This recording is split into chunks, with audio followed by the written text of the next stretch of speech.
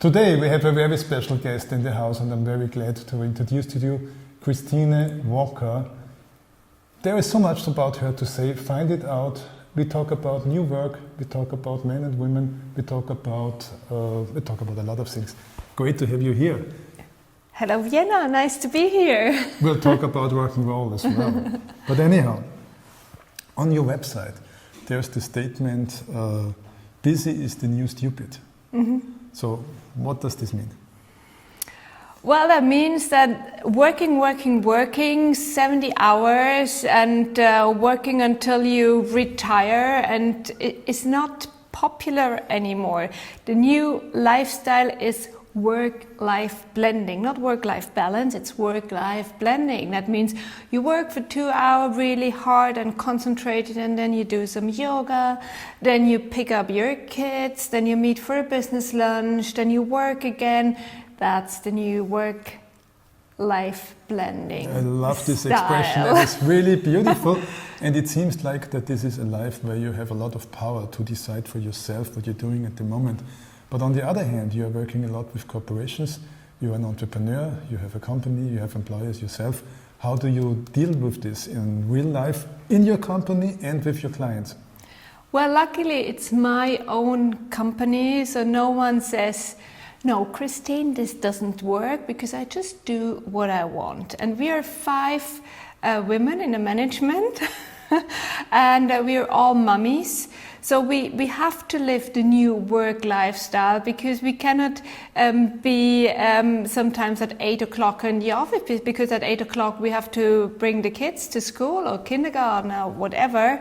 So we live modern work, and we have we work results oriented and not being somewhere present and sit in a meeting. What counts is the results. Yeah, but obviously not all companies are that progressive and advanced.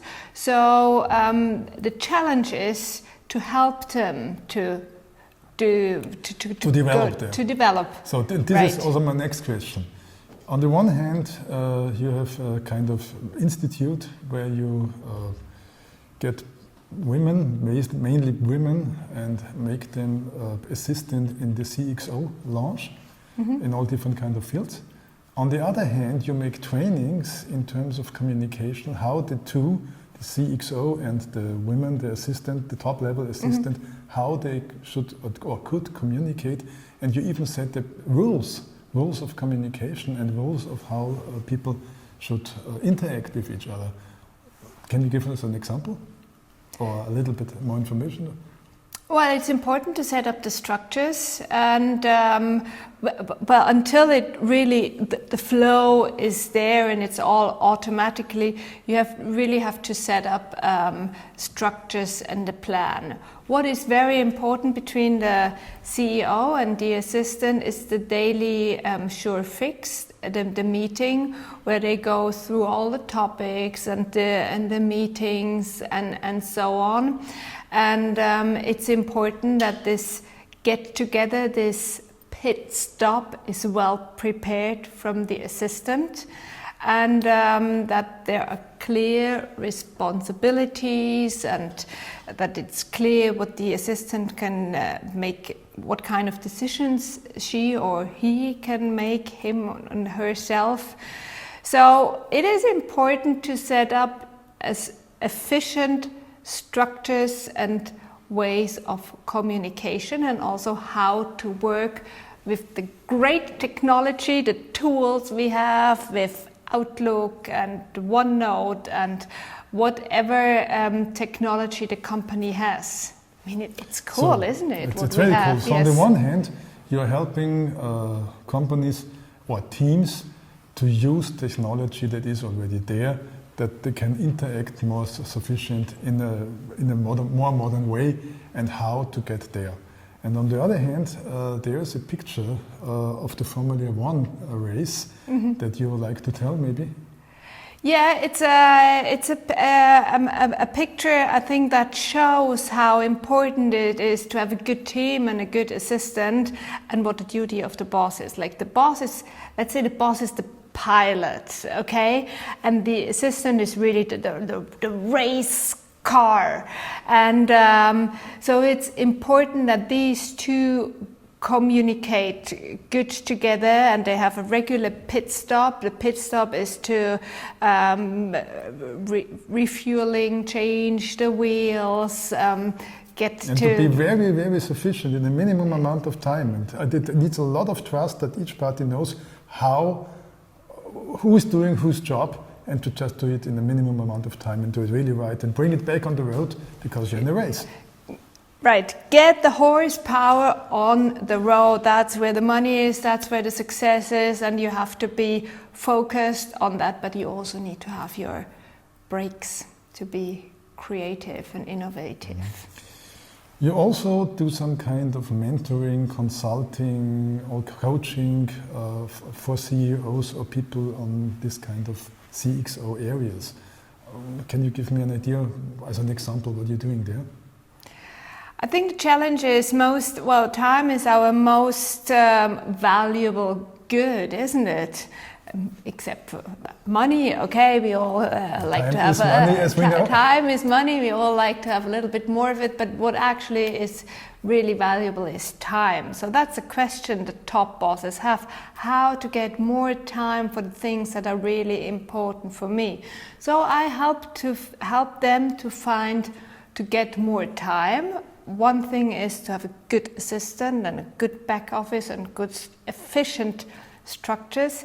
The other thing is also to learn to let go, to make a stop, to make a break, and to do other things. So the mind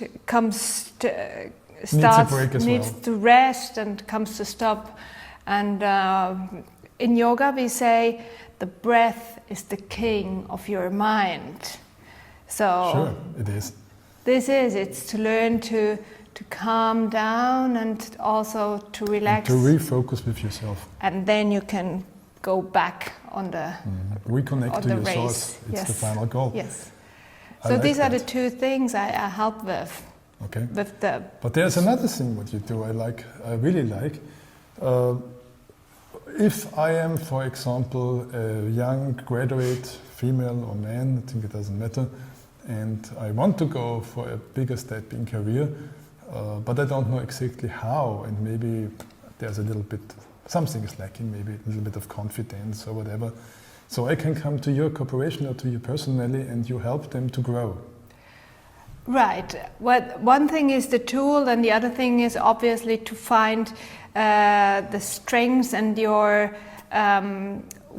what you really want, and to become more self-confident, and also to show what you can, to be proud, to have the courage to step forward, to go to the first row, to go to the front of the stage, yes. And really give it to the audience. Yeah, that's what we like. Very good. I know that almost everything that you do and that you pass on to other people is based upon your own experience. But I would like to tell us a little bit more how you made it step by step, and which kind of support you had on your hero's journey. Well, I started as a secretary, so I was in the second row, and I was really happy in the second row, and to manage everything and organize everything.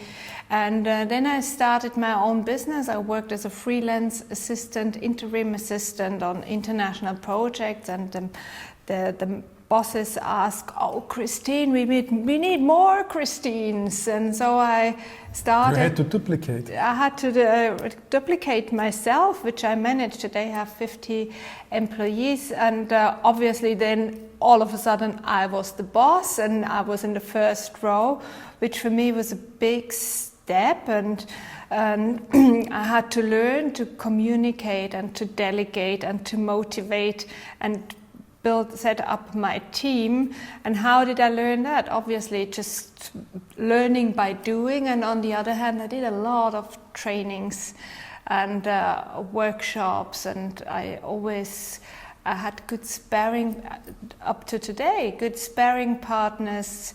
My business partners, sometimes they helped me, or I had trainers and coaches. And I think that's important, training, and to have someone who helps you with certain questions. Constant self-development, staying on the self-development, constant progressing step by step, and on the other hand, getting feedbacks or help. Don't be afraid to ask for help or feedback, maybe from your partners, maybe from people in your team, or maybe from external partners as well, and speed up in your own progressing. I guess that's the thing. And do mistakes. Go for it. Go for it. It's really these are the most efficient learnings, but they are really Why do tough. you think they have a different culture of mistakes in the States versus in Germany? I don't know why, I just know that. I mean, it's a lot more, they are more open-minded. I don't know. Maybe Germany is kind of perfection and zero tolerance for mistake tolerance, yes. And so I think we need more people who have the courage to actually make mistakes and show them, hey, it doesn't kill you. It brings you forward, and learn to maybe forgive yourself for the mistake and learn from it, and just get up and tolerance. You just had tolerance. Somehow you also have the image of a little bit of an enfant terrible as an entrepreneur, because you have a corporate music video where you dance and sing yourself, and you have no fear to go out and act like a rock star. I'm a rapper. But how did your clients deal with this, or how did the public see that? Most said, oh, that's really cool, that's innovative, and oh, this is so courageous and really good. So, well, that really, then I said, okay, cool. But there were also some who said, don't you think that's a little bit too much? I mean, you were wearing this gangster outfit and the tight leggings, and I could see your belly, and you were lying there. And I think I did attract the right people and the right clients, people who want to go forward, who are open-minded. So it was a kind of a statement with a certain energy that you sent out to the universe or to the field or to the market or whatever, and in return you attracted those who, where this kind of energy responded, and they said, that's where I want to go.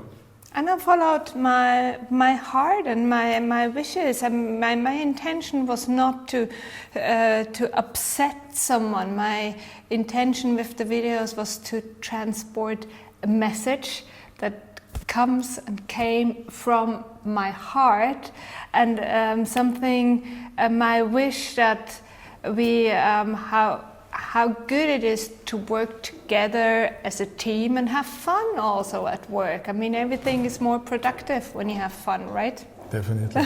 So, if you want to go and see a little bit of the video, click on the field, it's just in the picture.